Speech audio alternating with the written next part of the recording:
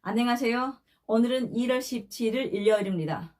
저희가 준비한 내용은 과태료 관련된 궁금증을 해결해 드리도록 하겠습니다.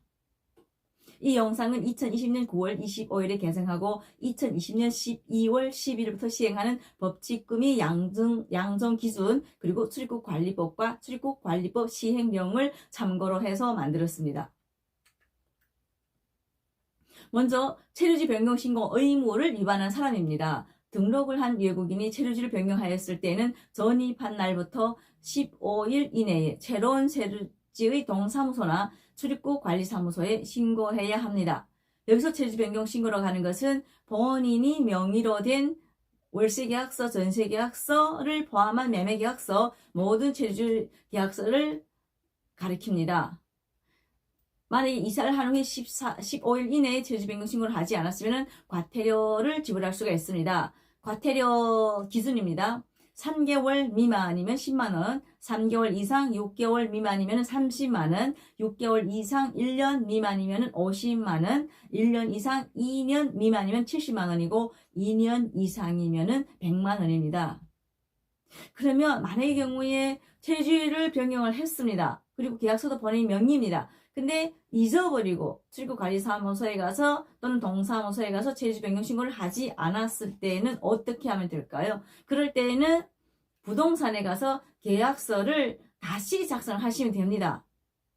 14일 이내에 계약서를 작성한 걸로 다시 계약서를 작성하고 출입국관리사무소 또는 동사무소에 가서 신청하면 되는 걸로 알고 있습니다. 자, 등록 의무를 위반한 사람입니다. 외국인이 입국한 날부터 90일을 초과하여 대한민국에 입국한 날부터 90일 이내에 그의 체류자를 관할하는 출입국에 외국인 등록을 해야 합니다. 이것은 어떤 분들은 중국에서 F4 비자 같은 경우는 보통 어려운 비자죠. 그러면은 한국에 온 다음에 어려운 동안 마음대로 왔다 갔다 할 수 있는 건 사실입니다. 그런데 여기 한국에 와서는 90일 이내는 체류가 가능하지만 90일 이상 체류하려고 할 때는 꼭 외국인 등록증을 신청해야만 체류가 가능합니다. 근데 어떤 분들은 이것을 모르고 90일 이상 체류하는 경우가 있습니다. 이런 경우에는 불법 체류는 아닙니다. 그 F4 비자가 살아있는 동안이기 때문에 그래서 이럴 때는 과태료를 납부하고 외국인 등록을 신청할 수가 있습니다. 과태료 기준입니다. 1개월 미만이면 20만원, 1개월 이상 3개월 미만이면 50만원, 3개월 이상 6개월 미만이면 100만원이고 6개월 이상이면 6개월 이상 1년 미만이면 200만원입니다. 다시 한번 말씀드립니다. 중국에서 발급받은 비자는 유효기간 이만큼 남아있는데 한국에 와서 90일 이상 체류하려고 하면 외국인 등록은 무조건 발급받아야 된다. 이렇게 생각하시면 되겠습니다. 자, 체류기간 연장 허가를 받지 아니하고 체류기간을 초과하여 계속 체류한 사람. 외국인이 체류기간을 초과하여 계속 체류하려면 체류기간이 끝나기 전에 관할 출입국관리사무소에 가서 체류기간 연장 허가를 받아야 한다.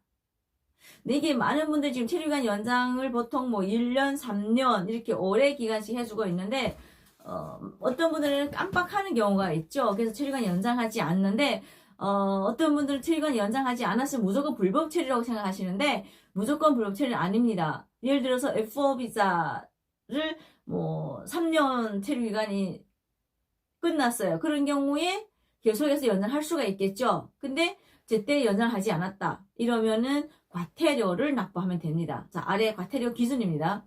1개월 미만이면 50만원, 1개월 이상 3개월 미만이면 100만원, 3개월 이상 6개월 미만이면 200만원입니다. 그러니까 예를 들어서 외국인 등록증의 체류기간은 지금 끝났어요. 근데 끝난 지가 20일 됐어. 체류기간 만료일이. 그러니까 본인이 지금 당황하죠. 난 제때 연장을 못했다고. 이럴 때는 당황해야 할 필요가 없습니다. 이렇게 과태료 기준에 따라서 과태료 납부하면 계속해서 체류기간 연장이 가능합니다. 근로 개시 신고 또는 취업 개시 신고 관련입니다. 외국인 근로자의 사용자는 외국인 근로자가 근로를 시작한 날부터 14일 이내에 특례 고용 외국인 근로자 근로 개시 신고를 소재지 관할 외국인 고용지원센터에 가서 신고를 해야 되고 15일 이내에는 또 관할 출입국관리사무소에 신고를 해야 합니다. 여기서 외국인 근로자라고 하는 것은 H2 비자를 이야기합니다. 또는 뭐 E7 등 비자가 있죠. 덤퍼들의 거는 H2 비자입니다. F4 비자는 근로계 신고를 하지 않아도 됩니다.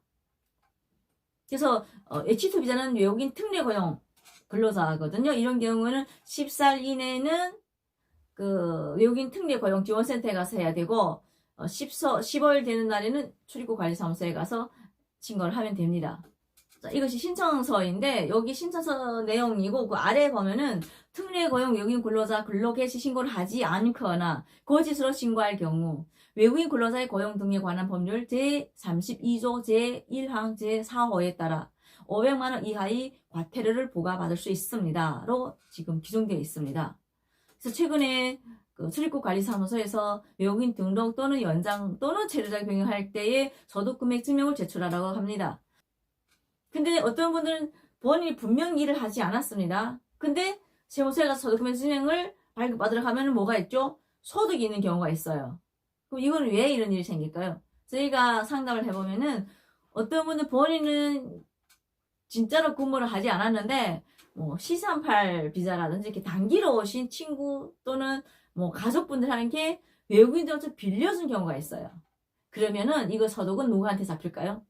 외국인 등록증을 빌려준 사람한테 소득이 등록되기 때문에 본인이 근무를 하지 않고도 소득 금액에 그렇게 제출할 수밖에 없는 것입니다. 그러니까 지금부터는 본인이 주민등록증을 외국인 등록증을 잘 관리할 필요가 있겠죠. 예. 그리고 또 이런 경우가 있습니다. 본인은 분명히 한 달에 20일밖에 근무를 안 했어요. 근데 세무서에 가서 소득금액 증명을 떼고 또 출국에서 상세를 떼오라고 해서 상세까지 발급받아서 보니까 30일 동안 일을 한 거예요. 그럼 이런 건 또 왜 그럴까요? 자, 이거는 누구 잘못이라고 따지는 걸 떠나서 일단은 가끔씩 보면은 본인이 근무한 것 이상으로 소득 신고가 되어 있는 경우가 있습니다. 그래서 심지어는 해외로 출국한 상태에서 여기서 그 소득 신고가 되어 있는 분들도 계셨고 또 어떤 분들은 뭐 한 달에 30일이겠죠. 매일마다 쉬지 않고 일을 해도. 그런데 또 뭐 A라는 회사랑 B라는 회사랑 여러 개 회사에서 그 연말 정산을 했던 것 같아요. 그래서 본인이 실제 소득은 뭐 한 200밖에 안 되는데 거기 소득 금액이 보면 한 300 된다든지 이런 상황도 또 있었고요. 그래서 이것은 신고를 할 때 누군가가 신고를 했겠죠. 신고를 할 때에 외국인 등록증이 있어야만 신고를 하는데 외국인 등록번호를 보낼 것을 잘 관리할 필요가 있다고 생각하시면 될 것 같습니다. 그래서 지금 출입국 관리사무소에 가서 과태료를 지불한 분들이 꽤 있죠. 근데 취업신고로 인한 과태료는 거의 다 8만 원인 걸로 알고 있어요. 저희 고객님들 보면은 A라는 회사에 가서 뭐 일당으로 뭐 3주 했고 B라는 회사에 가서 또 일당으로 2주도 했고 또 D라는 회사에 가서도 뭐 2주 이상 근무했고 이렇지만은 과태료는 8만 원만 지불한 것 같습니다. 이것은 아마 출입국관리법에 또 내부적인 지침이 있는 것 같고요. 근데 그런 거는 벌금이 많이 나와요. 뭐 예를 들어서 H2에서 일을 해야 되는데 F4에서 일하는 일을 했다든지 또는 F4 비자로 H2에서 일을 하는 걸 했다든지 이럴 때는 과태료가 많이 지불됩니다. 그래서 일단은 오늘의 여기 취업신고 관련해서는 저희가 말씀드리고 싶은 것은 본인이 주민등록 외국인 등록번호를 꼭 잘 확인하고 그리고 연말에 그 소득금액을 정산 받은 다음에 꼭 상세를 한 번씩 확인해 볼 필요가 있다는 것입니다.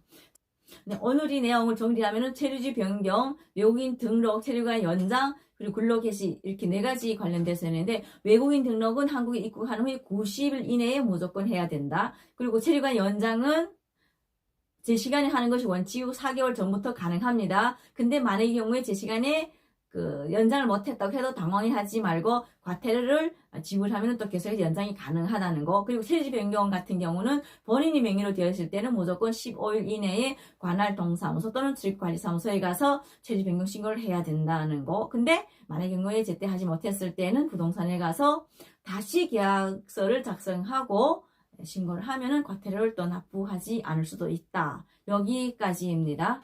그리고 여기 근로개시 신고 여기에서 특히 주의할 것은 본인이 외국인 등록증을 잘 보관할 것을 다시 한번 강조하고 싶습니다. 그리고 5월이 되면 우리가 소득금액증명을 발급받을 수 있죠. 그때는 또 한번 그 소득금액증명의 상세라고 나오는데 어디에서 근무를 했다는 거 상세하게 나오거든요. 그래서 그 근무 회사도 다 나오고 있으니까 본인이 근무한 회사가 맞는지 아닌지를 다시 한번 확인해 볼 필요가 있을 것 같습니다. 자, 우리가 돈을 버는 것이 쉽지 않습니다. 그만큼 또 꼭 지불하지 않아도 되는 그런 과태료는 스스로가 잘 관리를 해서 지불하지 않는 것도 돈을 아끼는 방법이기도 하고 또 본인 스스로 자기 관리를 하는 방법도 아닐까 싶습니다. 정책은 아는 것만큼 혜택을 본다고 합니다. 오늘 영상 도움되었다면 구독과 좋아요 부탁드리겠습니다. 다음에 또 더 좋은 영상으로 찾아뵙겠습니다. 지금까지 민간유괴TV의 김선희였습니다. 감사합니다.